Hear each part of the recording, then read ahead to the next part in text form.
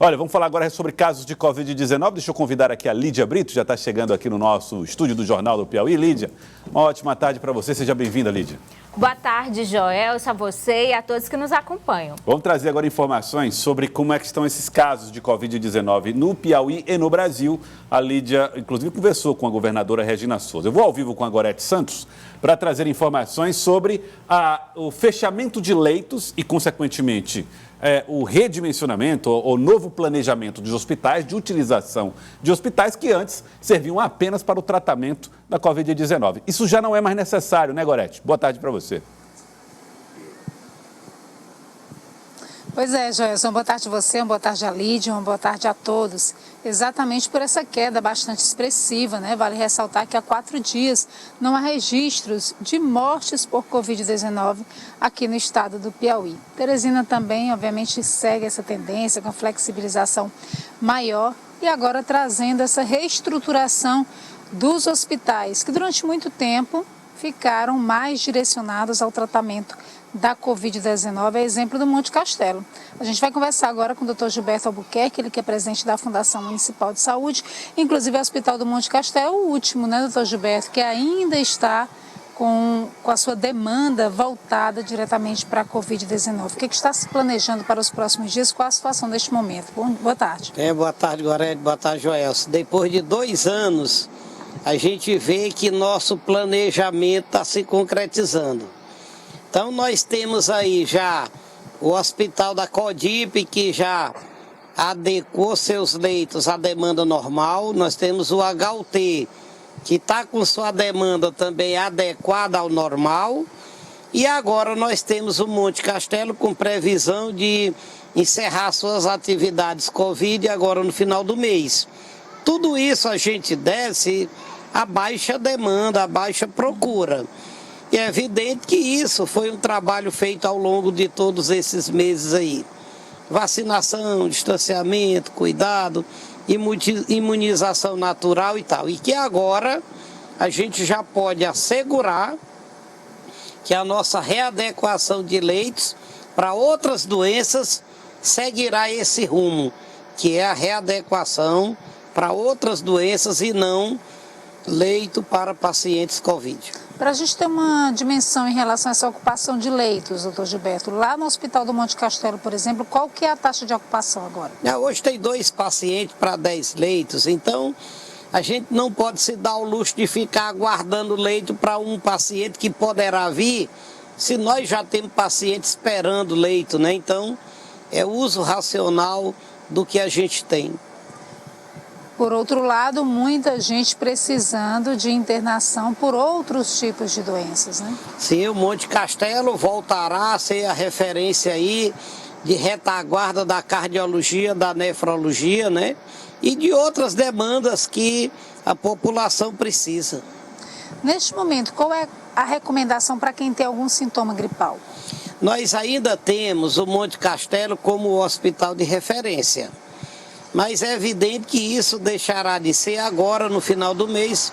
Como você citou, nós não temos mais positividade nos testes, então nós não temos mais uma demanda que justifique um hospital, né, destinado a esses casos. Então, todos os hospitais vão atender demanda Covid, se algum caso houver.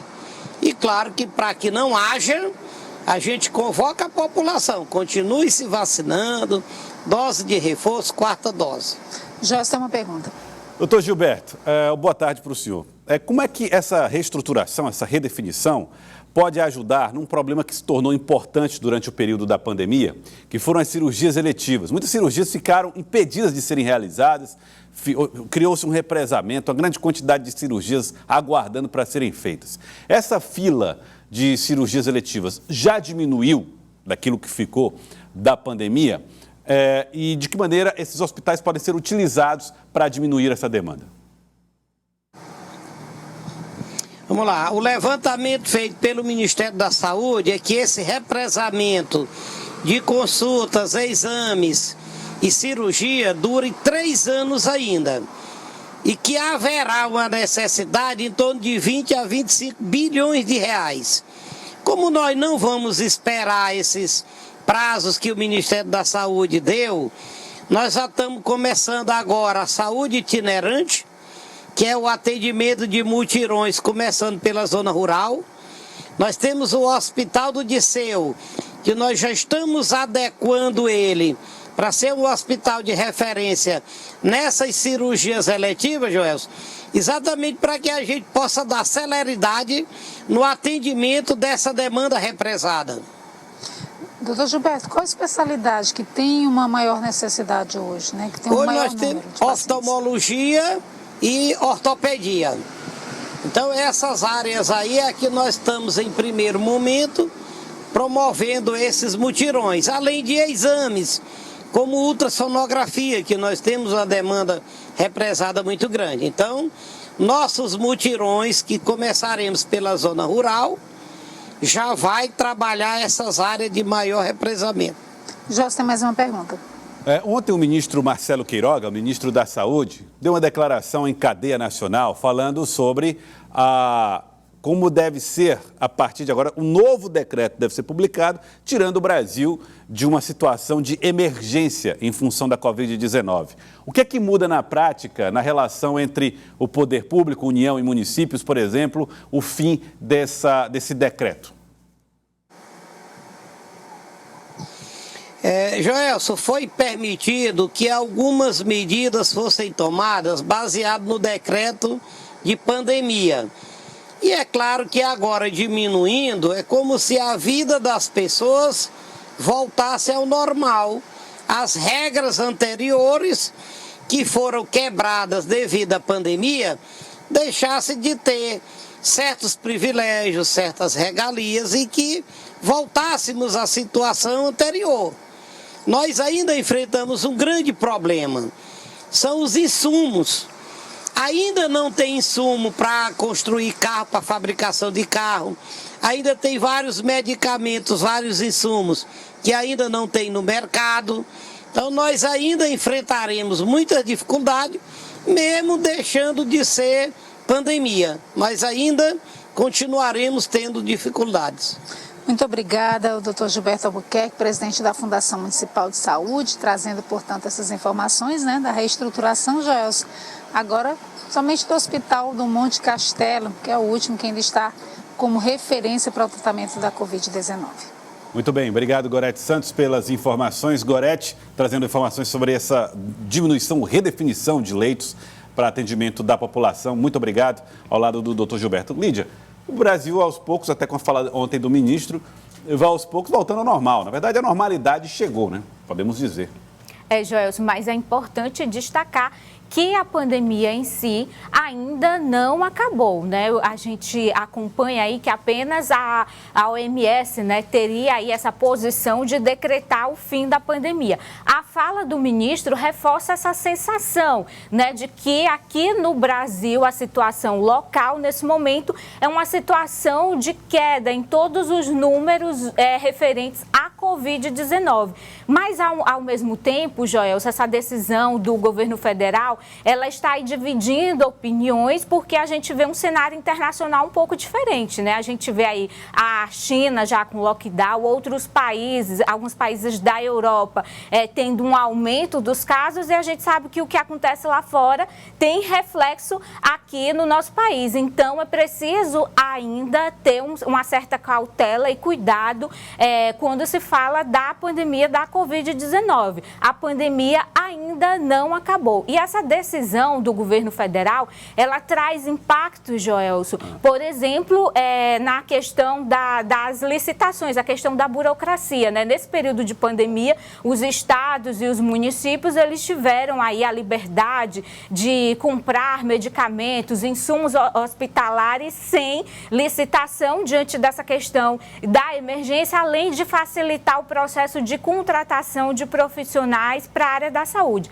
Mas vale destacar que mesmo quando esse ato normativo for editado, os estados eles terão aí um ano, Joelson, para ir se adaptando, porque foram muitas medidas, muitos atos que foram decretados pelos governadores durante a pandemia devido a esse estado emergencial sanitário provocado pela Covid-19.